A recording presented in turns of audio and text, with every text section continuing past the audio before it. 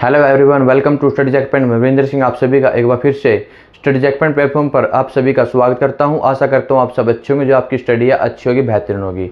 आइए हम आज शुरू करते हैं साइंस। और साइंस का जो हमने लास्ट क्लास में टॉपिक किया था, डीएनए क्या है, आरएनए क्या है, अच्छे से किया है कि डीएनए कितने प्रकार का होता है, कैसे खोज हुई, कैसे दिखाई देता है, इसका क्या कार्य है, डीएनए से डीएनए कैसे बनता है, आरएनए डीएनए में क्या डिफरेंस है, क्या अंतर है, बिल्कुल अच्छे से किया। अगर आपने वो क्लास नहीं देखी है वो क्लास देखिए, क्योंकि एग्ज़ाम के अंदर डायरेक्ट डीएनए आरएनए से क्वेश्चन पूछे जाते हैं। और किसी भी प्रकार का एग्ज़ाम है, आपका एसएससी का हो या रेलवे को, सभी प्रकार के एग्ज़ाम में इसके क्वेश्चन देखने को मिलते हैं। तो आज हम डीएनए और आरएनए से संबंधित एग्ज़ाम में किस टाइप के क्वेश्चन आते हैं, उन क्वेश्चनों की करेंगे हम आज प्रैक्टिस।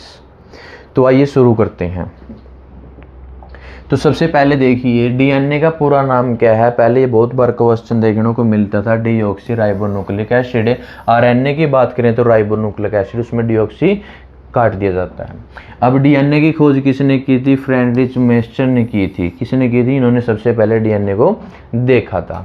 उसके बाद डबल हेलिक्स संरचना किसने देखी थी? वो वाटसन क्रिक ने देखी थी। कैसे देखी थी? वो चित्र लिया गया था एक्सरे रेज गुजारने के बाद, उसका चित्र के बाद उसका क्या व्याख्या अच्छे से क्या इसका वर्णन उसकी स्टडी करके एक्सप्लेन किया था।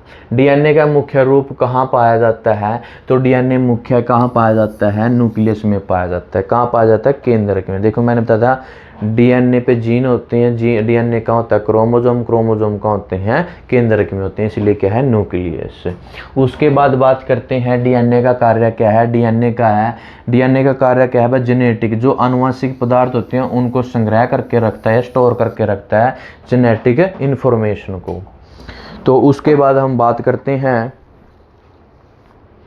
डीएनए कितनी स्ट्रैंड होती है। डीएनए की कितनी होती है? डबल स्ट्रैंड होती हैं। डीएनए कितनी स्ट्रैंड? Double strand. जैसे ये है, ठीक है, तो ये क्या है? Double strand. और ये स्ट्रैंड किसकी बनी होती है? शुगर की। और किसकी बनी होती है? फॉस्फेट की। और बीच में ये जो क्या होती हैं? ज्वाइंट होते हैं, वो क्या होते हैं? आपके नाइट्रोजन बेस होते हैं। और एक इसकी छोटी सी इकाई न्यूक्लियोटाइड होती है, जो शुगर, फॉस्फेट और प्लस नाइट्रोजन बेस से मिलके बनती है, वो एक यूनिट कहलाती है। क्लियर है? उसके बाद देखो ओजाकी फ्रैगमेंट कहाँ बनते हैं। तो मैंने बताया था, जब भी वो रेप्लिकेशन फोर्क में डीएनए से डीएनए बनता है तो सबसे पहले वो अलग होते हैं। अलग होने से, जैसे ये डीएनए है, डीएनए में से एक और ये अलग, तो ये लीडिंग होगी या क्या होगी? लैजिंग होगी। अब देखो फ्रैगमेंट किस में बनेगा? लीडिंग, तो क्या इसके अपोजिट उसी दिशा में कंटिन्यू डीएनए बनाता जाएगा, 5 से 3। और ये क्या है? 5 3, ये भी 5 से 3 इस साइड। और ये इसकी अपोजिट दिशा में टुकड़ों में बनाएगा, तो हमेशा लैजिंग में बनेगा। अच्छे से मैंने आपको क्लास में करवा रखा है, बिल्कुल डिटेल में। उसके बाद देखो रेप्लिकेशन फोर्क का आकार कैसा होता है? वाई आकार का होता है। जैसे डीएनए ओपन होगा तो वो डीएनए जैसे ये ओपन होगा, ठीक है, तो ये क्या है? यहाँ पे वाई आकार का क्या होगा। और इसको जो खोलता है वो कौन खोलता है? हेलिकेस एंजाइम खोलता है इसको। कौन खोलता है? एंजाइम। और जो लैजिंग में जो फ्रैगमेंट में टुकड़ों में डीएनए बनता है उनको जोड़ता है, तो वो कौन जोड़ता है? खोलने वाला भी एंजाइम होता है, हेलिकेस एंजाइम होता है। और वो डीएनए लिगेसी उसको क्या करता है? टुकड़ों को जोड़ता है। जो टुकड़े होते हैं उनको क्या बोलते हैं? Okazaki fragment. Okazaki fragment. Clear है? उसके बाद आरएनए का पूरा नाम बताइए। आरएनए का पूरा नाम क्या है? आरएनए का नाम है राइबोन्यूक्लिक एसिड। क्लियर है? Ribonucleic acid. उसके बाद न्यूक्लियोटाइड किसकी संरचनात्मक इकाई है? न्यूक्लियोटाइड किसकी है? मैंने आपको बताया था न्यूक्लियोटाइड जिसमें शुगर, फास्फेट और क्या है साथ में? शुगर, फास्फेट और क्या है? Nitrogen base. जब ये आपस में तीनों मिलते हैं, चाहे वो आरएनए चाहे वो आपका डीएनए, तो उसकी क्या है? ये इकाई है। क्लियर है? देखो न्यूक्लियोटाइड किन किन से मिलकर बना होता है? शुगर, बेस में क्या होते हैं? ए, टी, जी, सी, और एक क्या होती है? यू।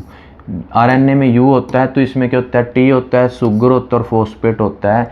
और हमेशा जो शुगर है, शुगर के फॉस्फेट हमेशा 5वें कार्बन से, और जो है हमेशा तीसरे कार्बन के होता है, मुक्त होता है। शुगर में 3 5 3 5, इसलिए 5 से 3 वाली हमें बोल देते हैं। ठीक है, ये अच्छे से मैंने आपको करवा रखा है।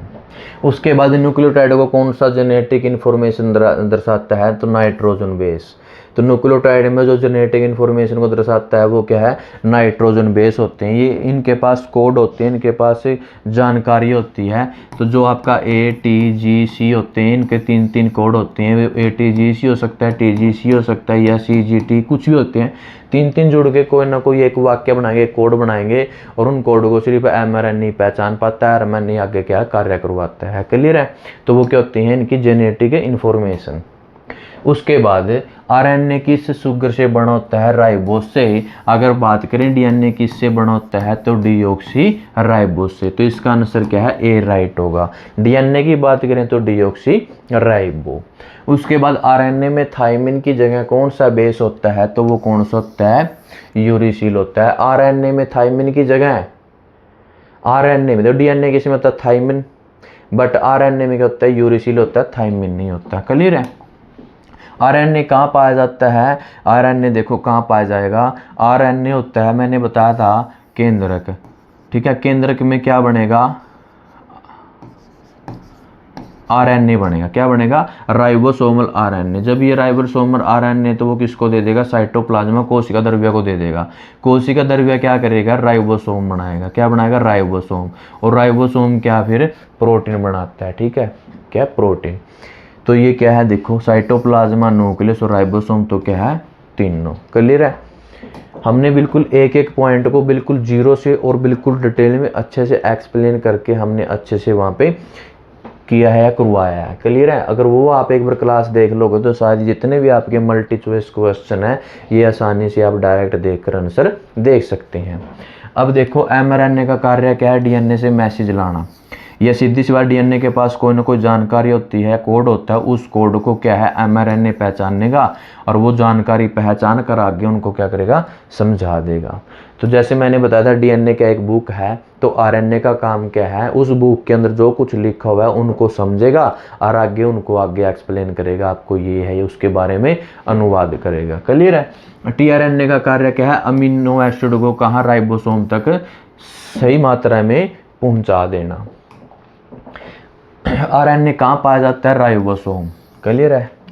RNA कहाँ पाया जाएगा, राइबोसोम में। बताया था ना, साइटोप्लाज्मा से कहाँ, राइबोसोम में, राइबोसोम बनते हैं। ठीक है। तो RNA सिंगल स्ट्रैंड होता है, बिल्कुल होता है RNA। ये क्या है, सिंगल स्ट्रैंड होता है, और ये आपके बेस होते हैं नाइट्रोजन, और ये जो आपकी स्ट्रैंड होती है शुगर फॉस्फेट से बनी होती है। अगर बात करें तो फिर DNA की, तो ये DNA है, डबल स्ट्रैंड। क्लियर है। उसके बाद RNA किस एंजाइम द्वारा सिंथेसिस होता है, तो RNA पॉलीमर्स द्वारा। RNA किस एंजाइम द्वारा सिंथेसिस होता है, संश्लेषण होता है, तो वो क्या है, RNA पॉलीमर्स। क्लियर है। उसके बाद हम बात करते हैं DNA की संरचना कैसी होती है, तो वो कैसी होती है, हेलिकल होती है। मतलब जैसे DNA कैसे सीढ़ी होती है, जैसी इस प्रकार की होती है, पहले उसको डबल राइट हैंडेड क्या करते हैं, मोड़ा जाता है। तो ऐसे मोड़ा जाता है तो वो क्या, घुमावदार हेलिकल टाइप की क्या बन जाती है, शेप बन जाती है।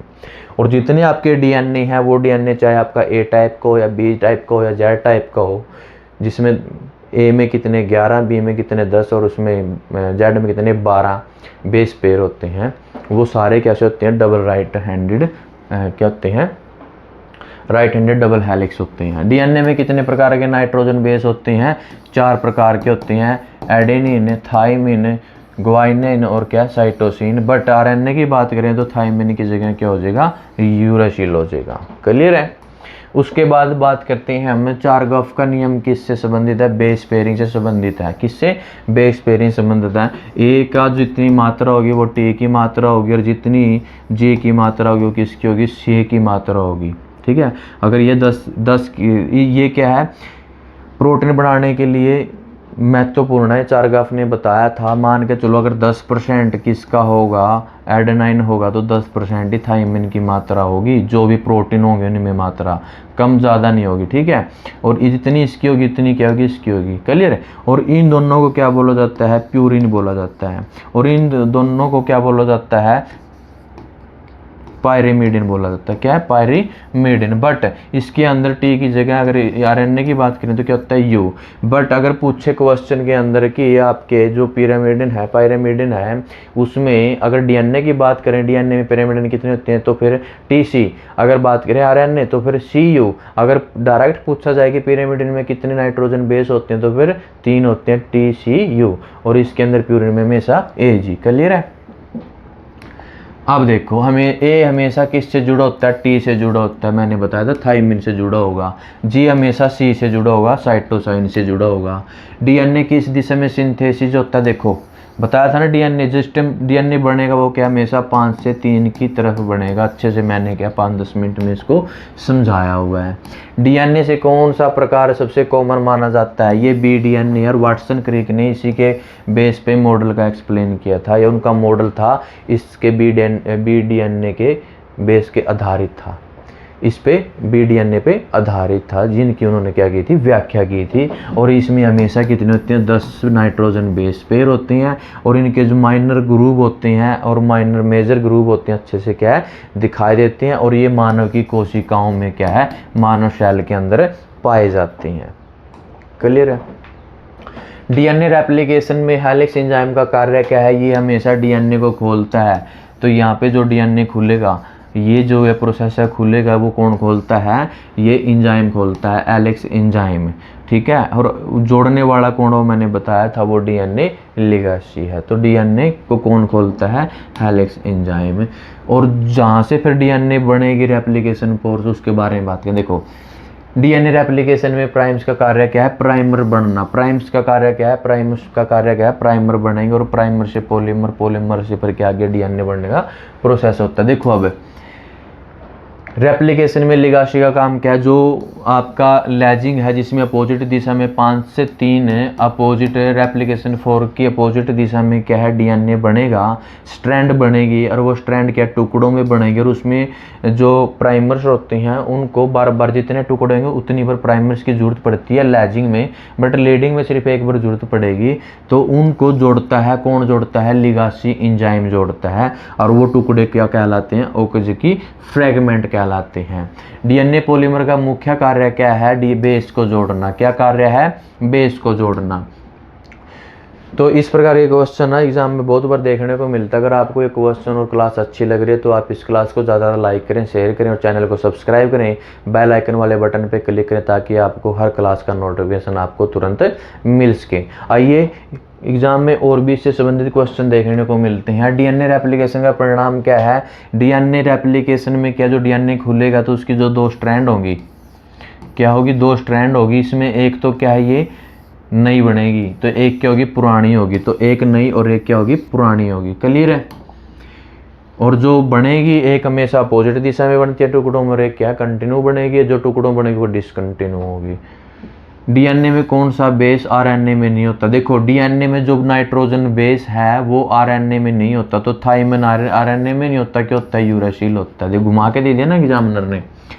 और आरएनए में कौन सा बेस होता है जो डीएनए में नहीं होता? वो कौन सा होता है? यूरासिल होता है। क्लियर है? आरएनए मुख्य रूप से कहाँ पाया जाता है? साइटोप्लाज्मा में पाया जाता है। सबसे पहले केंद्रक में आरएनए बनेगा। और ये आरएनए कहाँ चला जाएगा? साइटोप्लाज्मा में। और वहाँ से क्या आरएनए बनता है? राइबोसोम बनाया जाता है। उसके बाद डीएनए आरएनए का मुख्य अंतर क्या है? देखो डीएनए डबल स्ट्रैंडेड होती है और आरएनए क्या होती है? सिंगल स्ट्रैंडेड होती है। और आरएनए क्या होती है? राइबोज। और उसमें डीएनए में क्या है? डीऑक्सी राइबोज होती है। क्लियर है? उसके बाद लीडिंग स्ट्रैंड किस प्रकार की सिंथेसिस होती है? तो लीडिंग स्ट्रैंड में कैसी होती है? कंटिन्यू होती है। और उसमें एक बार प्राइमर्स की जरूरत पड़ती है। और ये कैसे होती है? कंटिन्यू। और रेप्लिकेशन फोर्क की ही दिशा में बनेगी। और जो आपकी लैजिंग होती है वो हमेशा अपोजिट दिशा में। ये क्या है? 5 से 3 की दिशा में बनेगी। और ये भी हमेशा 5 से 3 की दिशा में बनेगी। ठीक है? ये हमेशा रेप्लिकेशन फोर्क की दिशा में बनेगी। और जो लैजिंग आपकी वो हमेशा अपोजिट दिशा में और टुकड़ों में बनेगी। यहाँ पे प्राइमर्स की एक बार जरूरत पड़ेगी। यहाँ पे हमेशा जितने टुकड़े होंगे उतनी बार ही जरूरत पड़ेगी। तो कंटिन्यूस लीडिंग है और लैजिंग क्या है? डिसकंटिन्यू है। समझ में आ गया? तो डिसकंटिन्यू क्या है? आपकी लैजिंग स्ट्रैंड है। ऐसे क्वेश्चन देखने को मिलते हैं एग्जाम में दोस्तों। अब लेजिंग स्ट्रैंड के छोटे छोटे फ्रैगमेंट को क्या बोला जाता है? ओकाज़की फ्रैगमेंट बोला जाता है। और इनको कौन जोड़ता है? डीएनए लिगेंड जोड़ता है। कौन जोड़ता है? डीएनए लिगेंड जोड़ता है। तो ओकाज़की फ्रैगमेंट को जोड़ने वाला एंजाइम कौन सा है? डीएनए लिगेंड है। और डीएनए को खोलने वाला एंजाइम कौन सा है? तो वो याद रखना हेलिकेस एंजाइम है। Helicase enzyme.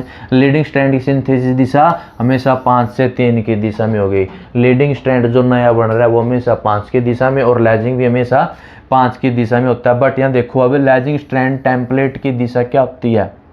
जो ओरिजिनल टेम्पलेट होता है वो हमेशा 3 से 5 होता है। देखो ये है जो बनेगा 5 से 3 होगा। किसकी बात है? लेजिंग के ऊपर क्या होता है? लीडिंग। और ये क्या होता है? 5 से 3, और ये 3। देखो ये 5 से 3 है, तो ये 5 से 3। तो अब देखो आप, जो ओरिजिनल लेडिसिंग खुली है, जो ये ओरिजिनल है, बनेगी तो 5 से 3, बट जो आपकी टेम्पलेट स्ट्रैंड है जो अलग हुई है वो 3 से क्या है? 5 है। क्लियर है? अगर इसमें बात करें कि जो नई स्ट्रैंड बनेगी वो कौन सी बनती है? उल्टी दिशा में, फिर 5 से 3 बनेगी। इस क्वेश्चन में इस क्वेश्चन में क्या है? फर्क है। ठीक है।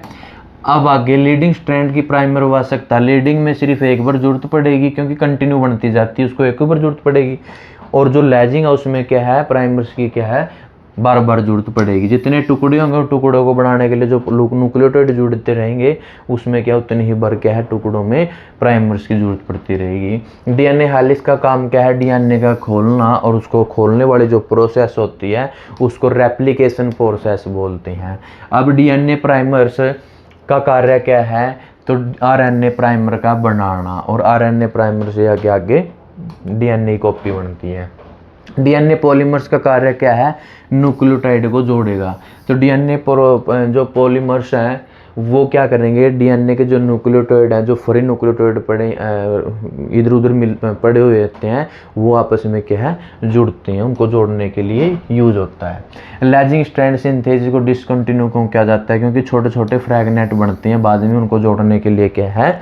जो एग्जैक्ट डीएनए कॉपी बनेगी वो डीएनए लिगेंड जो एंजाइम उनको जोड़ता है फ्रैगमेंट को, ओकाज़की फ्रैगमेंट को, फिर वो डीएनए कॉपी बन जाता है। क्लियर है? डीएनए रेप्लिकेशन है जहाँ से डीएनए अलग होने के बाद जहाँ से वो बिंदु पॉइंट वो शुरू होता है, जहाँ से डीएनए की कॉपी बननी शुरू होती है, डीएनए बनना शुरू होता है, उसको बोलते हैं ओआरआई। ओआरआई का मतलब क्या है? Origin of replication. क्लियर है?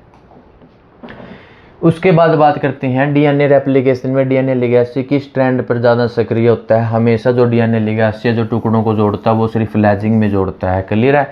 लेजिंग और कैसे होती है? डिसकंटिन्यू होती है, और रेप्लिकेशन 4 की अपोजिट दिशा में 5 से 3 की दिशा में क्या है? ये स्ट्रैंड बनेगी। किस नाम से जाना जाता है? लिगेंड का मतलब है गोंद की तरह काम करना, और गोंद मतलब ज्वाइनिंग, जोड़ने का काम करता है। क्लियर है?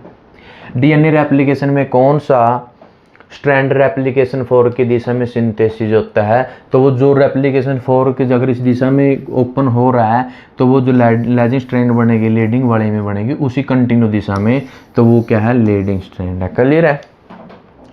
उसके बाद बात करते हैं डीएनए रेप्लिकेशन में कौन सा स्ट्रैंड रेप्लिकेशन 4 की विपरीत दिशा में अपोजिट में सिंथेसिस होता है? तो अपोजिट में कौन सा होता है? लेजिंग स्ट्रैंड होता है। अब उसके बाद बात करते हैं डीएनए की संरचना का पता लगाने के लिए एक्सरे का प्रयोग किसने किया था? वो रोजलिंड फ्रैंकलिन ने किया था। ठीक है? किसने किया था? रोजलिंड फ्रैंकलिन ने। मतलब क्या था? एक्सरे का प्रयोग करके उन्होंने एक चित्र खींचा था। डीएनए में जो अनुवांशिक पदार्थ है उन पे क्या है? एक्सरे गुजारी। एक्सरे उनसे टकरा कर जो पदार्थ थे, मटेरियल थे, उनसे टकरा कर बिखर गई, उनका फिर क्या है कि फोटो कैप्चर कर ली, चित्र खींच लिया, और उसका फिर वाटसन क्रिक ने क्या अच्छे से व्याख्या किया, एक्सप्लेन किया। तो डिफ्रैक्शन और फोटोग्राफ की संरचना को समझकर किसने बनाया था? तो वो फिर समझ गए, उसकी व्याख्या वाटसन और क्रिक ने। क्लियर है?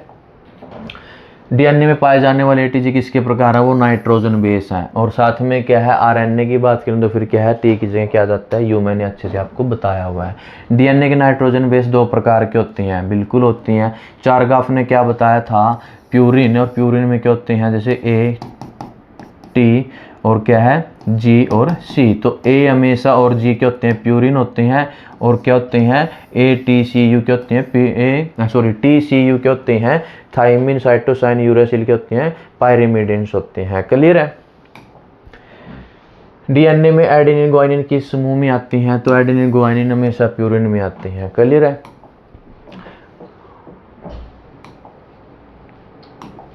अब बात करते हैं सही मेल कौन सा। देखो इसमें मैंने आपको बिल्कुल स्टार्टिंग में बताया था, क्वेश्चन में कई बार अगर बात करें प्यूरिन में तो हमेशा एज ही आएंगे। अगर पायरेमिडिन्स की बात करें तो तीनों आएंगे। बट अगर यहाँ पे पायरेमिडिन डीएनए पूछा जाए तो फिर यू नहीं होगा। अगर आरएनए पूछा जाए तो फिर क्या होगा, टी नहीं होगा। अगर आरएनए डीएनए नहीं होगा, सिर्फ क्या है पिरामिडिन्स पूछा जाए, पायरामिडिन, तो फिर हमेशा क्या है सी टी यू तीनों होंगे। क्लियर है। अब देखो चारगाफ नियम के अनुसार डीएनए में कौन सा बेस आपस में बराबर पाए जाते हैं। ए हमेशा टी, जितनी मात्रा ए की होगी उतनी टी की होगी, और जितनी सी की होगी उतनी किसकी होगी, जी की होगी उतनी सी की होगी। तो ये क्या है, एक इनका अनुपाती नियम भी है। ये क्या है, अनुपात नियम, समान अनुपात। क्लियर है। चारगाफ नियम किससे संबंधित है, डीएनए में नाइट्रोजन बेसिस का अनुपात, और यही अनुपात है जितनी मात्रा मान के चलो ए की उतनी किसकी होगी, टी की होगी। अगर मान के चलो जितना पदार्थ ये ए लेगा उतना ही पदार्थ क्या लेगा, टी लेगा। इनका इक्वल मात्रा में जब ये पदार्थ हो गए तो भी जाके आगे है क्या है, कुछ ना कुछ प्रोटीन या अलग जो भी कार्य है वो करेंगे। इस प्रकार के एग्जाम में देखने को क्वेश्चन मिलते हैं। तो सबसे पहले मैंने आपको सिंड्रोम के बारे में बताया था। जो सिंड्रोम क्या है, सिंड्रोम के बारे में थोड़ा डिस्कस करते हैं। जो सिंड्रोम है, सिंड्रोम कैसी होता है, देखो सिंड्रोम जो हमारे गुणसूत्र होते हैं, जो क्या होते हैं, जीन होते हैं। जीन कहाँ पाए जाते हैं, डीएनए पे। बिल्कुल मैंने डीएनए, जीन और क्रोमोजोम के बारे में, आरएनए, डीएनए, क्रोमोजोम, जीन या आनुवंशिक रोग या जेनेटिक डिसऑर्डर जितने हैं अच्छे से लास्ट क्लास में हमने कर रखा है। क्योंकि डीएनए, क्रोमोजोम, जीन से संबंधित भी डायरेक्ट एग्जाम में क्वेश्चन देखने को मिलता है। अच्छे से हमने वहाँ पे क्या बिल्कुल एक्सप्लेन करके क्लियर किया है। तो उसके बाद देखो जो डीएनए होते हैं, डीएनए में क्या होती हैं, जीन होती हैं। और जीन क्या है, जो उसके भाग होते हैं इंट्रॉन, एक्सॉन, इंट्रॉन होते हैं। जो जीन होता है वो डीएनए पे लगे होते हैं। डीएनए का होता है, डीएनए होता है जो हमारे क्रोमोजोम होते हैं। क्या होते हैं, क्रोमोजोम होते हैं। इस क्रोमोजोम को बोलते हैं शॉर्ट आर्म, जिसको पी से डिनोट करते हैं, पी शॉर्ट। इसको किस कहते हैं, क्या उससे शॉर्ट। और जो बीच में होता है ये, इसको बोलते हैं सेंट्रोमेर। क्लियर है। तो अब ये जो डीएनए होता है ये यहाँ पे क्या है, चिपका मिलता है। जब जीन में कोई ना कोई उत्परिवर्तन होता है, गड़बड़ी होती है, तो डीएनए में भी होगी। डीएनए में होगी तो किस में, क्रोमोजोम में होगी। क्रोमोजोम में क्या है, तो क्रोमोजोम बढ़ जाएगा एक, या फिर क्या होगा, घट जाएगा, या बढ़ जाएगा, या फिर क्या आधा रह जाएगा। ठीक है, एक हिस्सा ऊपर वाला है नीचे वाला, या फिर ये बिल्कुल क्या हो जाएगा, विलोपन हो जाएगा, मतलब गायब हो जाएगा। इसकी वजह से जो इंसान के अंदर लक्षण दिखाई देंगे, उन लक्षणों को पहचान के इसको बताया जाता है कि इसको क्या है, ये सिंड्रोम हो चुका है। दूसरा, अगर रोग को जांचने के लिए जो उसके मैंने टेस्ट बताए थे, एक तो बताया था ब्लड टेस्ट। ब्लड टेस्ट में क्या है, ब्लड में क्रोमोजोम की संख्या देखी जाती है, और क्रोमोजोम में उसकी जो संरचनाएं हैं, या क्रोमोजोम बढ़ रहे हैं, घट रहे हैं, कैसे वो देखा जाता है। एक बताया था मैंने फीस टेस्ट, फ्लोरेसेंस वाला। तो जो फ्लोरेसेंस वो फीस टेस्ट है उसका नाम, तो उसमें क्या है, जो क्रोमोजोम है उस क्रोमोजोम को बिल्कुल उसकी संरचना देखी जाती है, उसका आकार देखा जाता है, क्या इसका आकार पूरा कंप्लीट है, या घट रहा है, या बढ़ रहा है, या बिल्कुल जो जैसे 1 से लेके हमारे 46 से 46 के होते हैं गुणसूत्र होते हैं, कौन सा गुणसूत्र बढ़ रहा है या घट रहा है या बिल्कुल गायब हो रहा है, वो अच्छे से फीस टेस्ट में क्या देखे जाते हैं, उससे भी ये रोग पहचाना जाता है। तीसरा मैंने बताया था एक पेरेंटल टेस्ट। पेरेंटल टेस्ट क्या है, जो गर्भ होती है, गर्भवती मील होती है, तो गर्भ में क्या है इसका टेस्ट होता है। जैसे भ्रूण बना होता है ना, तो वहाँ से क्या लिक्विड लेके उसमें जो अनुवांशिक पदार्थ है वो अच्छे रूप से देखे जाते हैं, क्या कंप्लीट गए हुए हैं या आधे रह गए हैं या कैसी है। अगर वो कंप्लीट है तो मतलब कोई भी विकार उत्पन्न नहीं होगा, कोई भी सिंड्रोम नहीं होगा। अगर वो अनुवांशिक पदार्थ है, जो अनुवांशिक पदार्थ में बहुत सारे जो जीन होते हैं, क्रोमोजोम होते हैं, डीएनए होते हैं, वो ट्रांसफर होते रहते हैं। अगर वो कंप्लीट अनुवांशिक पदार्थ की वजह से कंप्लीट गई हैं तो वो कोई रोग नहीं होगा। अगर उनमें कोई ना गड़बड़ी, कोई ना उत्परिवर्तन होगा या विकार उत्पन्न होगा, उसकी वजह से क्या है आगे लक्षण दिखाई देंगे। वो फिर लक्षण से फिर क्या है पहचाना जाता है इसको ये सिंड्रोम हो चुका है। तो लक्षणों का समूह ही क्या कहलाता है, सिंड्रोम कहलाता है। ये लक्षणों का पैटर्न या ग्रुप ऑफ सिम्प्टोम्स, ये सारे क्या है, लक्षण हैं। अब बात करते हैं सिंड्रोम का अध्ययन किस शाखा से संबंधित है, जेनेटिक। किससे है, जेनेटिक से है। और जेनेटिक क्या है, जीन से, मतलब स्टडी ऑफ जीन्स, ठीक है, उनके बारे में क्या चेंजिंग है, क्या बढ़ रही हैं, घट रही हैं, वो सारा कैसे संबंधित। तो मैंने आपको बताया था आनुवांशिकता या वंशानुगत या फिर जो हमारे सिंड्रोम, इनका आपस में एक दूसरे से क्या संबंध है। तो मैंने बिल्कुल हम आपको लास्ट क्लास में क्या है कि बिल्कुल डीएनए और आरएनए और जीन और क्रोमोसोम कितने टाइप के जीन होते हैं या किस प्रकार से कार्य करते हैं, कहाँ पाए जाते हैं, कैसे क्या एक्टिविटी होती है, अच्छे से लास्ट क्लास में कर रखा है। क्योंकि वो भी उससे भी संबंधित क्या है, डीएनए आरएनए या फिर क्रोमोसोम से संबंधित भी डायरेक्ट एग्जाम में क्वेश्चन देखने को मिलते हैं, तो आप वो भी क्लास देख सकते हैं। तो जेनेटिक्स से समझ में आया कि ये अध्ययन किस शाखा से, जेनेटिक्स से है। अब उसके बाद बात करते हैं सिंड्रोम और रोग। तो देखो सिंड्रोम मैंने बताया था, सिंड्रोम क्या है, लक्षणों का समूह है। जब किसी व्यक्ति या मानव में, बच्चे में से लक्षण दिखाई देते हैं, उन लक्षणों को पहचान कर वही लक्षण क्या है, रोग का कारण बनते हैं। तो देखो लक्षणों का समूह तो क्या होगा, सिंड्रोम होगा। उन लक्षणों की वजह से जो रोग होगा वो क्या कहलाएगी, डिसीज कहलाएगी, रोग कहलाएगा। समझ में आया। तो लक्षणों को पहचान की संकेत करते हैं, लक्षण की इसको ये बड़ा सिंड्रोम हो चुका है, ये सिंड्रोम रोग हो चुका है। तो कौन सा शब्द सिंड्रोम के लिए उपयुक्त है, ग्रुप ऑफ सिम्प्टोम्स, ये लक्षणों का समूह। तो एग्जाम घुमा फिरा के कैसे भी दे सकता है, तो बिल्कुल आपने घबराना नहीं है। तो उसके बाद सिंड्रोम अधिकतर किससे पहचाने जाते हैं, लक्षणों के समूह से। क्लियर है। आप इस चैनल के माध्यम से मैथ, साइंस, रीजनिंग की बिल्कुल अच्छे से 0 लेवल से कंप्लीट तैयारी कर सकते हैं। वो आपका एग्ज़ाम चाहे रेलवे का हो, एसएससी का हो, किसी प्रकार का स्टेट लेवल एग्ज़ाम हो, सेंट्रल लेवल एग्ज़ाम हो, सभी प्रकार के एग्ज़ाम के लिए यहाँ पे इस चैनल के माध्यम से आप तैयारी कर सकते हैं। बिल्कुल आपको मैथ, साइंस, रीजनिंग बिल्कुल 0 लेवल से और बिल्कुल एक एक कंसेप्ट को अच्छे से क्लियर करके पूरा कंप्लीट सिलेबस करवाया जाएगा।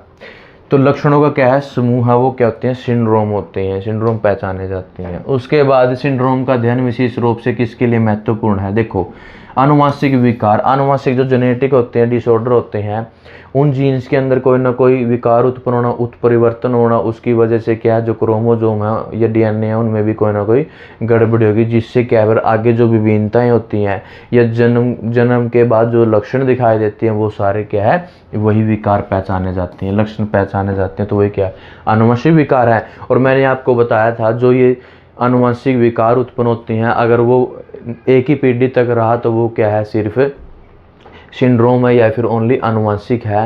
वंशानुगत कब होता है, जब वही रोग नेक्स्ट पीढ़ी दर पीढ़ी चलता रहता है, तो वो क्या कैसे रोग बन जाते हैं, वंशानुगत बन जाते हैं। बिल्कुल अच्छे से ये भी हमने क्लियर किया हुआ है लास्ट क्लास में। तो अब हम बात करते हैं नेक्स्ट क्वेश्चन की, क्राइडू-कैट सिंड्रोम किस क्रोमोसोम की असामान्यता से होता है। तो देखो क्राइडू-कैट है, इस क्राइडू-कैट को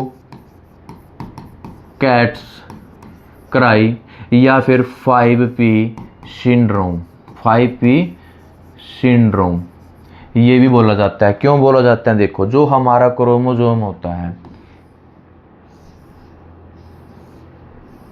इस टाइप के क्रोमोसोम होती हैं। मैंने बताया था अभी जो क्रोमोसोम होती हैं ये बड़ी होती है पी शॉर्ट आर्म, पी को बोलते हैं शॉर्ट आर्म, आर्म मैंने जो बाजू है बाएं, ठीक है। और ये होती है दोनों क्याउ लॉन्ग आर्म, और ये बीच में होता है सेंट्रोमेर। क्लियर है। अब इसके अंदर जो मानव के अंदर एक से लेके कितने, वैसे तो 23 जोड़े होते हैं, ठीक है। 23 जोड़े में से 22 तो ऑटोसोम होते हैं क्रोमोसोम। कौन से, ऑटोसोम, मतलब जो 23वां जोड़ा होता है वो होता है सेक्स क्रोमोसोम, जिसको बोलते हैं हम एलोसोम, ठीक है, एलोसोम। ये अलग होते हैं 22 से अलग। इस जो 23वां जोड़ा होता है ये सेक्स क्रोमोसोम, इसी की वजह से लड़का है लड़की, अगर मतलब मेल से अगर वाई गुणसूत्र चला जाता है तो लड़का पैदा होता है, अगर एक्स गुणसूत्र जाता है तो लड़की पैदा होती है। ये जो डिटर्मिनेशन होता है, जो लिंग की पहचान है, इसी की वजह से। क्लियर। 23वां गुणसूत्र सेक्स क्रोमोसोम, जिसको एलोसोम बोलते हैं। इससे संबंधित डायरेक्ट क्वेश्चन एग्जाम में देखने को मिलता है, ये भी अच्छे से हमने कर रखा है क्रोमोसोम में। क्योंकि क्रोमोसोम क्या है, किस टाइप का होता है, कहाँ पाया जाता है, क्या कार्य है, कैसे कैसे इनकी एक्टिविटी होती है, अच्छे से हमने क्लास में कर रखा है। अब तो देखो जो हमारे ये टोटल कितने होते हैं, 46 गुणसूत्र होते हैं, ठीक है।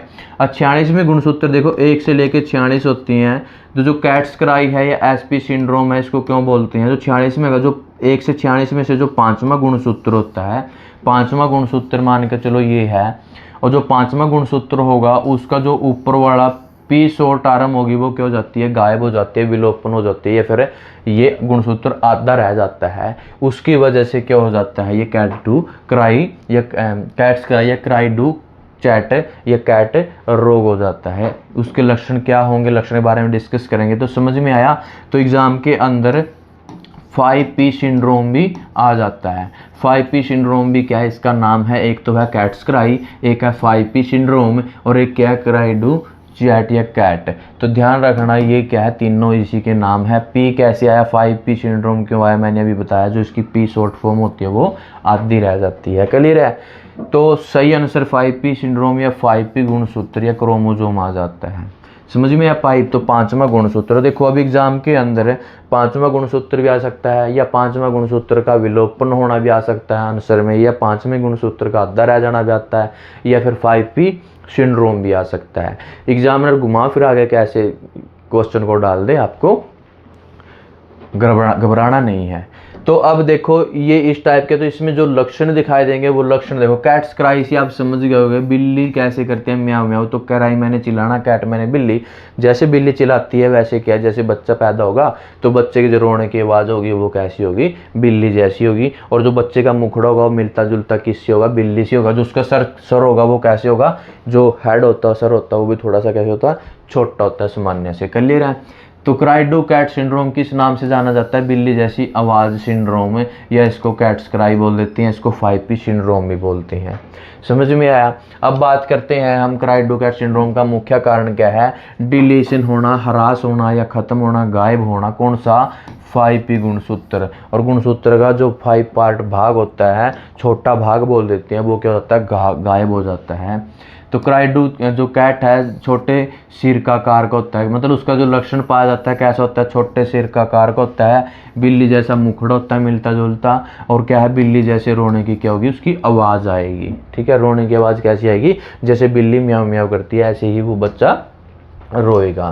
क्लियर है। अब बात करते हैं डाउन सिंड्रोम। डाउन सिंड्रोम किस कारण से होता है, तो डाउन सिंड्रोम का जो अन्य नाम है उसको बोलते हैं ट्राइसोमी। क्या बोलते हैं, ट्राइसोमी 21। ट्राइसोमी 21 क्यों बोलते हैं, मानव के अंदर 1 से लेके कितने होते हैं, 46 गुणसूत्र होते हैं। क्लियर है। अब देखो ये जो ट्राइसोमी 21 है, ट्राइसोमी का मतलब समझिए, जो ट्राइसोमी है इसको बोलते हैं त्रिगुण सूत्र। त्रिगुण सूत्र का मतलब समझ गए। देखो कितने जोड़े होते हैं, 1 से 23 जोड़े होते हैं, हर एक जोड़े में क्या है, 2-2 क्रोमोजोम होते हैं। अब जो 21वां ट्राइसोमी 21 क्यों कहते हैं, जो 21वां गुणसूत्र होता है उसके अंदर कितने होते हैं, 2 होते हैं। इसके अंदर एक 21वां में क्या है, 3 गुणसूत्र हो जाएंगे, 2 की जगह क्या है 1 गुणसूत्र और बढ़ जाएगा, तो वो टोटल कितने हो गए, 3 गुणसूत्र हो गए, इसलिए इसको ट्राइसोमी बोलते हैं। ट्राइसोमी का मतलब 3 त्रिगुणसूत्र। त्रिगुणसूत्र का मतलब जो 2 हैं इसमें 1 और बढ़ गया तो वो कितने हो गए, टोटल 3 गुणसूत्र हो गए। तो टोटल 46 से कितने हो गए, 47 गुणसूत्र हो गए। क्लियर है। तो इसलिए इसको ट्राइसोमी 21 बोलते हैं। ट्राइसोमी का मतलब 3 त्रिगुणसूत्र 21। तो 21वें गुणसूत्र में क्या है, 3 गुणसूत्र होंगे। 21वें गुणसूत्र में कितने पाए जाएंगे, 3 पाए जाएंगे। तो 46 से कितने हो गए, 47 हो गए। उसको क्या बोलते हैं, डाउन सिंड्रोम बोलते हैं। एग्जाम में क्वेश्चन क्या है, इस टाइप से भी आएगा, ट्राइसोमी ऑफ क्रोमोसोम 21। आजकल इस टाइप से आते हैं, ट्राइसोमी 21, ट्राइसोमी ऑफ क्रोमोसोम 21, या फिर क्रोमोसोम 21, या फिर गुणसूत्र 21। ऐसे एग्जाम में क्वेश्चन आते हैं। या पूछ लेंगे क्रोमोसोम 21 में 1 बढ़ जाने से कौन सा रोग होता है, फिर उल्टा आ जाएगा, तो इसका मतलब क्या हो जाएगा, डाउन सिंड्रोम होगा, या उसका आंसर आ जाएगा ट्राइसोमी 21। क्लियर है। इस टाइप से एग्जाम में क्वेश्चन, या फिर पूछ लेता है एग्जामिनर कि अगर 21वें गुणसूत्र में 1 गुणसूत्र बढ़ जाता है तो कौन सा रोग होगा, डाउन सिंड्रोम, या 21वें गुणसूत्र में 1 गुणसूत्र बढ़ने से टोटल क्रोमोसोम कितने हो जाएंगे, तो वो 46 से कितने हो जाते हैं, 47 हो जाते हैं। इस टाइप से पजल करके एग्जाम में क्वेश्चन डाल देता है। तो ट्राइसोमी मैंने अभी आपको बताया, जो इसका अन्य नाम है वो क्या है, ट्राइसोमी 21 मतलब कि 21वें गुणसूत्र में एक गुणसूत्र का बढ़ जाना। या पूछ लेते हैं डाउन सिंड्रोम में गुणसूत्र का क्या होता है, ह्रास होता है या बढ़ जाता है या घट जाता है। तो मतलब क्या होगा, गुणसूत्र का बढ़ना। कितने गुणसूत्र, एक गुणसूत्र। ऐसे ही 10-12 क्वेश्चन बन जाते हैं जैसे मैंने अभी आपको बताया। डाउन सिंड्रोम में कौन सा लक्षण सामान्य दिखाई देगा, मानसिक मंदता। इसमें जो IQ होगा, जिसको इंटेलिजेंस कोशिएंट बोल देते हैं, लगभग 20 से कितना होगा, 30% होगा। ठीक है, दिमाग नहीं होगा उसमें। ठीक है, पागलपन सा दिखाई देगा, मंद बुद्धि वाला होगा, पढ़ने लिखने में बिल्कुल क्या है, दिमाग काम नहीं करेगा। तो वो क्या है, मंद बुद्धि आ सकता है, मानसिक मंदता। ठीक है, ये मेंटल रिटार्डेशन। तो ये क्या है, इसके लक्षण है। अब डाउन सिंड्रोम में 21वें क्रोमोसोम की कुल कितने अब देखो मैंने बताया था 46 है, एक बढ़ जाता है, कितने हो गए, 47। 21वें गुणसूत्र में क्या होती हैं, 2 होते हैं, तो एक और बढ़ गया तो कितने हो गए, 3 हो गए। अभी बताया था ना, इसलिए 3 त्रिगुणसूत्र, तो कितने हो जाते हैं, 3 गुणसूत्र पाए जाते हैं, एक बड़ा होता है, क्लियर, बढ़ जाता है। डाउन सिंड्रोम वाले व्यक्ति में कुल कितने क्रोमोसोम पाए जाते हैं, टोटल कितने होते हैं, 46 होते हैं, बट एक बढ़ जाता है डाउन सिंड्रोम में, तो कितने हो गए, 47 हो गए। समझ में आया, पहले कितने थे, 46 होते हैं, जैसे ही एक गुणसूत्र का बढ़ागा तो 46 से कितने हो गए, 47 हो गए। और वो कौन सा गुणसूत्र होता है, 21वें गुणसूत्र। अब बात करते हैं हम एडवर्ड सिंड्रोम। एडवर्ड सिंड्रोम को भी क्या है, इसको ट्राइसोमी 18 भी बोल देते हैं। क्या बोलते हैं, 18। अब समझो, ट्राइसोमी का मतलब त्रिगुणसूत्र। जो 18वां गुणसूत्र होता है उसके अंदर एक गुणसूत्र और बढ़ जाता है, तो 2 से कितने हो गए, 3 गुणसूत्र हो गए, तो 46 से कितने हो गए, 47 गुणसूत्र हुए। क्लियर है। अब देखो, इसको ट्राइसोमी 18 इसलिए बोला जाता है कि एक गुणसूत्र बढ़ जाता है 18वें गुणसूत्र में। तो एडवर्ड सिंड्रोम किस कारण होता है, तो ट्राइसोमी ऑफ क्रोमोसोम 18, या ओनली आ जाएगा गुणसूत्र 18, या फिर गुणसूत्र 18 में एक बढ़ जाना। बहुत घुमा फिरा के एग्जाम में क्वेश्चन आते हैं, तो आपने क्या है, ऐसे याद रखना, 18वें गुणसूत्र में एक गुणसूत्र का बढ़ जाना। तो इसको अलग जो नाम है वो अलग नाम क्या है, ट्राइसोमी 18। दोस्तों, अगर आपको ये क्लास अच्छी लग रही है तो आप इस क्लास को ज़्यादा लाइक करें, शेयर करें और चैनल को सब्सक्राइब करें और बेल आइकन वाले बटन पे क्लिक करें, ताकि हर प्रकार के क्लास के नोटिफिकेशन आपको तुरंत मिल सकें। तो इसका जो अन्य नाम है ट्राइसोमी 18 है। तो जब भी कभी भी ट्राइसोमी आए तो समझ लेना सिंड्रोम से रिलेटेड है। ठीक है, अब उसके बाद हम बात करते हैं एडवर्ड सिंड्रोम में कौन सा प्रमुख शारीरिक लक्षण पाया जाता है। तो देखो, जो एडवर्ड सिंड्रोम है, छोटा जबड़ा या छोटा मुंह होगा, छोटा मुंह होगा। अब देखो जी, बिल्कुल छोटा मुंह होगा। ठीक है, क्या होगा, छोटा मुंह होगा।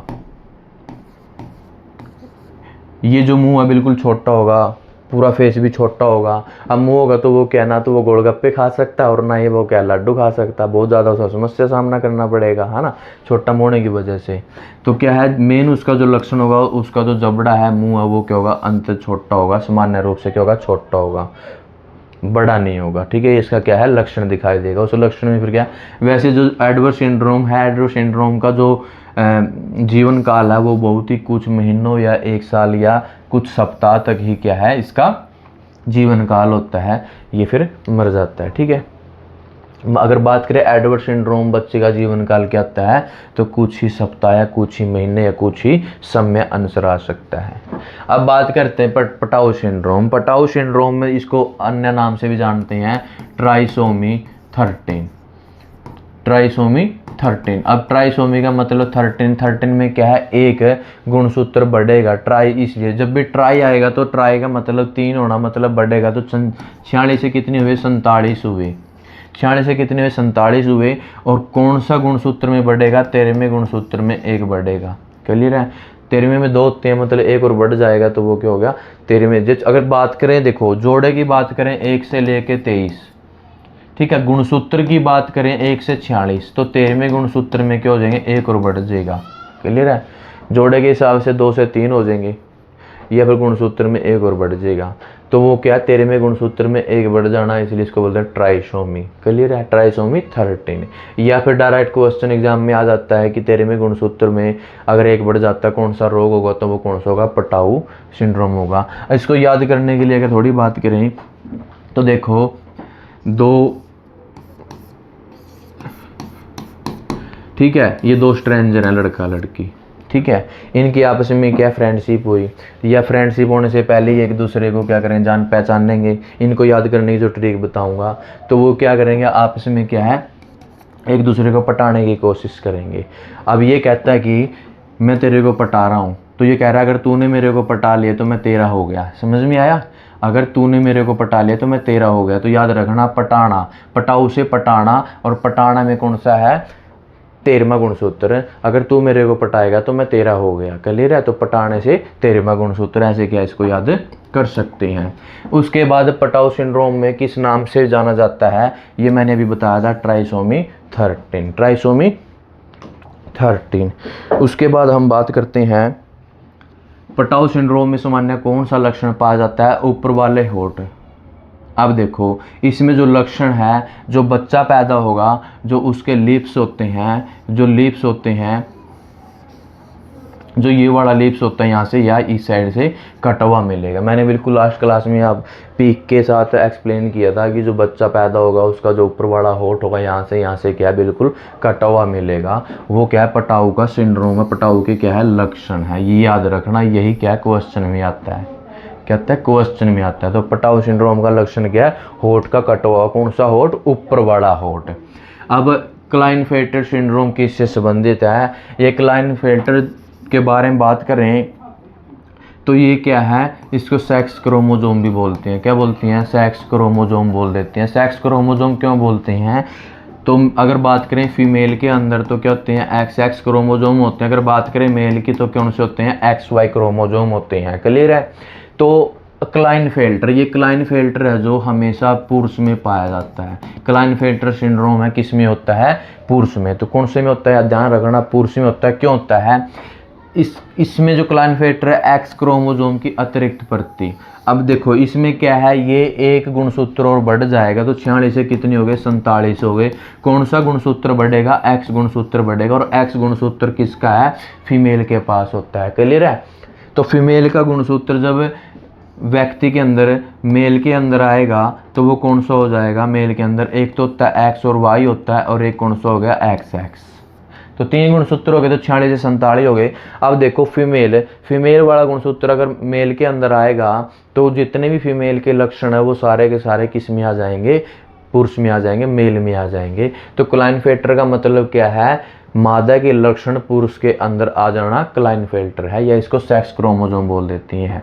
क्लियर है? क्यों बोलते हैं सेक्स क्रोमोसोम, क्योंकि जो एक्स गुणसूत्र है, sex chromosome, x sex chromosome, वो किस में आता है, मेल के अंदर आता है। तो जितने फीमेल वाले लक्षण होते हैं सारे के सारे क्या है, मेल के अंदर आ जाते हैं। तो आपने देखा होगा जैसे मेल के अंदर लक्षण आ जाते हैं फीमेल वाले, तो जैसे ब्रेस्ट का बढ़ना, दाढ़ी मूछें नहीं आना, बहुत सारे ऐसे लक्षण हैं। या टेस्टिज होते हैं जो मेल के होते हैं, जहाँ शुक्राणु बनते हैं, स्पर्म बनते हैं, वो उनका क्या है, बिल्कुल विकास नहीं होता, भांजपन टाइप का रहता है। इस टाइप के क्या लक्षण होते हैं। क्लियर है? और जो महिला के पुरुष में लक्षण आना, वो क्या होता है, गाइनोकोमेस्टिया, गाइनोकोमेस्टिया या मैस्टिज्म बोल देते हैं। ये भी क्या है, सतन का विकास। देखो क्लाइनफेल्टर सिंड्रोम वाले पुरुष में कौन सा लक्षण आम है, सतन का विकास होना। देखो मैंने बताया था, जब महिला वाले, जितने मादा वाले लक्षण है पुरुष के अंदर आ जाते हैं, उसमें कौन सा सिंड्रोम होता है, क्लाइनफेल्टर सिंड्रोम होता है। ये एक्स सेक्स क्रोमोसोम है। तो उसमें जो लक्षण होंगे, देखो लक्षण में क्या, सतन का विकास होना। सतन का विकास होना क्या है, गाइनोकोमेस्टिया बोल देते हैं। तो क्या सतन, जो ब्रेस्ट होती हैं, ब्रेस्ट का क्या होगा, वो बढ़ना शुरू होंगी। मेल के अंदर ब्रेस्ट जो सतन है वो बढ़ना शुरू होंगे। क्लियर है? उसके बाद हम बात करते हैं क्लाइनफेल्टर सिंड्रोम पुरुष प्रजनन क्षमता पर कैसे असर डालता है। तो वही है, देखो टेस्टिज, जो उसमें मेल में जो टेस्टिज होते हैं उनका क्या है, जो अंडाशय होते हैं वो क्या अच्छे से विकास नहीं करेंगे। और अंडाशय का काम क्या, स्पर्म बनाना, शुक्राणु बनाना। तो वो जब अच्छे से विकास नहीं कर पाएंगे तो वो क्या है, जो स्पर्म है वो एक्टिव नहीं होंगे, मतलब वो क्या, बांझपन टाइप का, मतलब वो बच्चे पैदा करने में सक्षम नहीं होगा। तो इनफर्टिलिटी, जिसको बांझपन बोल देते हैं। क्लियर है? अब टर्नर सिंड्रोम किस कारण होता है, महिला में देखो वो टर्नर सिंड्रोम, जिससे पहले जो क्लाइनफेल्टर था वो क्या था, वो भी सेक्स क्रोमोसोम था, बट किस में होता था, पुरुष में होता था। और महिला का एक्स गुणसूत्र पुरुष के अंदर जाने से जितने महिला के लक्षण होते हैं वो सारे के सारे लक्षण किस में, पुरुष में आ जाते हैं। अब पुरुष में कौन कौन से लक्षण है, मान के देखो, मैंने बताया टेस्टिस कम होना, ब्रेस्ट का बढ़ना, या फिर जो महिला के अंदर जितनी महिला होती है महिला में रहना पसंद करेगा, जितनी महिला के चाल होती है, ढंग होते हैं या बर्ताव होता है, वो सारे के सारे जो महिला के लक्षण होते हैं महिलाओं में रहना पसंद करेगा। ठीक है, तो वो सारे, या उनका जो नाच होगा वो महिला जैसा नाचेगा, ये सारे के सारे महिला वाले लक्षण होते हैं किसके अंदर, पुरुष के अंदर। तो वो कौन सा सिंड्रोम होता है, क्लाइनफेल्टर। अब बात करते हैं टर्नर सिंड्रोम। टर्नर सिंड्रोम भी क्या है, सेक्स क्रोमोसोम है। इसमें टर्नर सिंड्रोम में क्या है, देखो महिला के पास कौन से होते हैं, एक्स एक्स क्रोमोसोम होते हैं, किसके पास, मादा के पास, फीमेल के पास। तो इसमें क्या है, जो एक्स गुणसूत्र है वो एक्स गुणसूत्र सिर्फ एक ही रहेगा, एक गुणसूत्र नहीं होगा। तो एक एक्स गुणसूत्र की क्या हो जाती है, कमी हो जाती है। तो 46 की जगह कितने रहे, 45। तो एग्जामिनर पूछ लेता है टर्नर सिंड्रोम में टोटल गुणसूत्र कितने होते हैं, तो 45 होते हैं, क्योंकि इसमें एक एक्स गुणसूत्र है वो क्या हो जाता है, कम हो जाता है।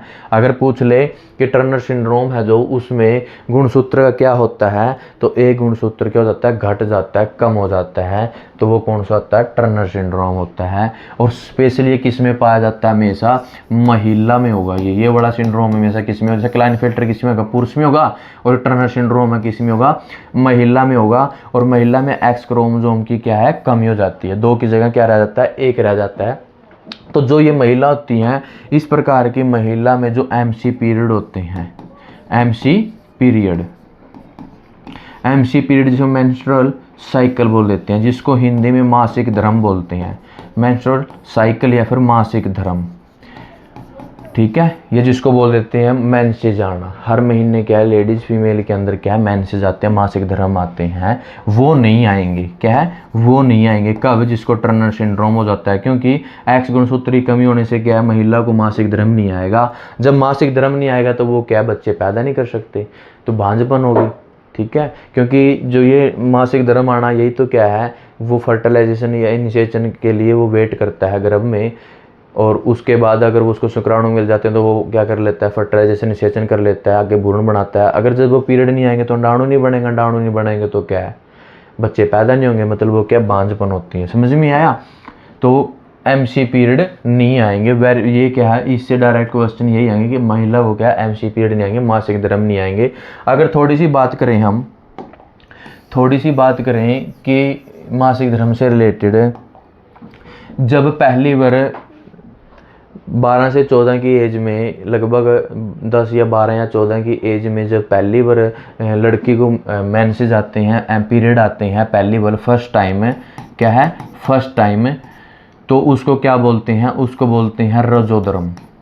रजोधर्म बोल देते हैं या फिर रजोदर्शन बोल देते हैं। बहुत बार एग्जाम में क्वेश्चन आता है तो याद रखना, रजोदर्शन, या इसको मीनारक बोल देते हैं, मीनारक। ठीक है, क्या बोलते हैं, मीनारक।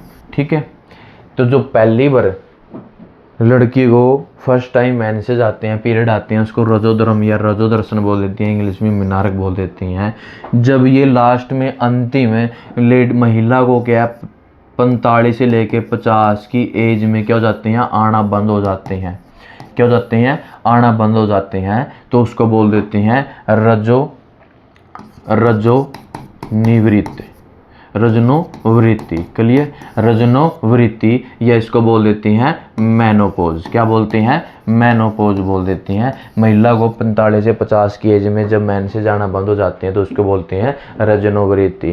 क्लियर है। रजोदर्शन और रजोधर्म क्या होता है, रजनोवृत्ति क्या होता है, जिसको मेनोपॉज बोलती हैं। तो महिलाओं को एक समय है, ऐसा समय 45 से 50 की एज में वो आना बंद हो जाते हैं, तो उसके बाद भी महिला क्या है, बांझपन होती है, मतलब बच्चे पैदा करने में सक्षम नहीं होती। क्लियर है। तो इस टाइप के क्वेश्चन आते हैं। और ये रजोदर्शन रजोधर्म होते हैं, मीनारक, इसको यौवनारंभ बोल देते हैं। क्लियर है। टर्नर सिंड्रोम किस लिंग में पाया जाता है, स्पेशल केवल महिलाओं में पाया जाता है। और क्लाइनफेल्टर की बात करें तो किसमें, पुरुष में पाया जाता है। टर्नर सिंड्रोम में सामान्यतः कौन सा लक्षण पाया जाता है? तो MC पीरियड का नाड़ा मैंने अभी आपको अच्छे से क्लियर करवाया है। तो टर्नर सिंड्रोम में कुल कितने क्रोमोजोम पाए जाते हैं? टोटल कितने होते हैं? 46 होते हैं। जिसको टर्नर सिंड्रोम होगा, किसको होगा? महिला को, तो X क्रोमोजोम है वो सिर्फ एक रहेगा, एक की कमी हो जाती है X की, तो 45 रह जाएंगे। तो कितने? 45। सुपर मेल सिंड्रोम किससे संबंधित है? इसमें सुपर मेल मेल से संबंधित, ये भी सेक्स क्रोमोजोम है। मेल के पास Y गुणसूत्र होता है, इसके अंदर क्या है? एक Y गुणसूत्र और बढ़ जाता है, तो X Y और Y हो जाता है। इसको बोलते हैं सुपर मेल सिंड्रोम।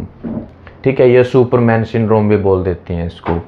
तो Y गुणसूत्र का बढ़ना, जब मेल के अंदर एक और Y गुणसूत्र बढ़ेगा तो उसमें क्या है, मतलब लड़ाकू टाइप का होगा, अपराधी टाइप का होगा, बाल उसके घुंघराले होंगे, या मतलब वो टाइम पे गुस्सा होगा, इरिटेशन होगा, और गुस्से में अपना आपा खो देने से बहुत सारा क्या नुकसान करेगा। ठीक है, झगड़ालू टाइप को, ये सारे क्या है लक्षण दिखाई देंगे उसमें। तो पुरुषों में आम तब कौन सा लक्षण पाया जाता है? देखो, चिड़चिड़ापन होगा, व्यवहार संबंधी समस्याएं होंगी, और उसका जो सामान्य औसत होती है, उसका कद होता है सामान्य औसत लगभग, उससे क्या होगी? ज़्यादा होगा। उसका कद क्या होगा? हाइट क्या होगी? लंबी होगी। कभी कभी वो सीखने में कठिनाइयाँ आएगी, सीखने में, जैसे क्या है वो भाषा सीख रहा है या कोई पढ़ाई लिखाई सीख रहा है, स्टडी कर रहा है, उसमें क्या सीखने में कठिनाइयाँ सामना करना पड़ेगा। तो ये सारे क्या है लक्षण इसमें दिखाई देंगे। ठीक है, चिड़चिड़ापन, व्यवहारिक संबंधी, मतलब लड़ाकू टाइप का, अपराधी टाइप का, इस टाइप का क्या है। अब बात आती है सुपर फीमेल सिंड्रोम। देखो, सुपर मेल या सुपर फीमेल, इससे संबंधित क्वेश्चन आ जाता है। तो सुपर फीमेल में क्या है? XX गुणसूत्र होते हैं, तो इसमें एक और गुणसूत्र बढ़ जाता है, तो टोटल 46 से कितने हुए? 47 हुए। सुपर मेल में और सुपर फीमेल में 47 गुणसूत्र हो जाते हैं, इसलिए इसको कितने हो गया? XXX। तो इसका जो अन्य नाम है उसको XXX भी बोल देते हैं। क्या बोलते हैं? XXX। क्यों बोलते हैं? क्योंकि एक गुणसूत्र और बढ़ जाता है, 2 की जगह क्या हो गए? 3 गुणसूत्र हो गए, तो इसको XXX गुणसूत्र बोला जाता है। तो इसमें X क्रोमोजोम की क्या है? एक और प्रति बन जाती है, तो टोटल कितने होते हैं? 47 गुणसूत्र हो जाते हैं। सुपर फीमेल है वो, कौन सा है? सुपर फीमेल है। सुपर फीमेल सिंड्रोम में महिलाओं में सामान्य कौन से लक्षण दिखाए? देखो, ओस थोड़े से क्या है, उसका लंबा कद होगा, चिड़चिड़ापन होगा, व्यवहार संबंधी समस्याएं होगी, मानसिक मंदता होगी, कभी कभी सीखने में उसको क्या कठिनाई, जैसे पुरुष में है वैसे क्या महिला में है। और सुपर फीमेल में ऐसी कोई भांजपन वाली समस्या नहीं है, वो आसानी से क्या अपने बच्चे पैदा कर सकते हैं।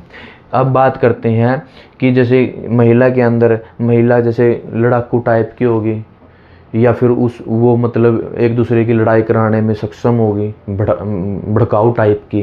ठीक है ना, तो ये क्या है? महिला के अंदर लक्षण पाए जाते हैं। सुपर मेल सुपर फीमेल, ये क्या है? सिंड्रोम थे। इससे रिलेटेड एग्जाम में, सभी प्रकार के एग्जाम में क्वेश्चन देखने को मिलते हैं दोस्तों।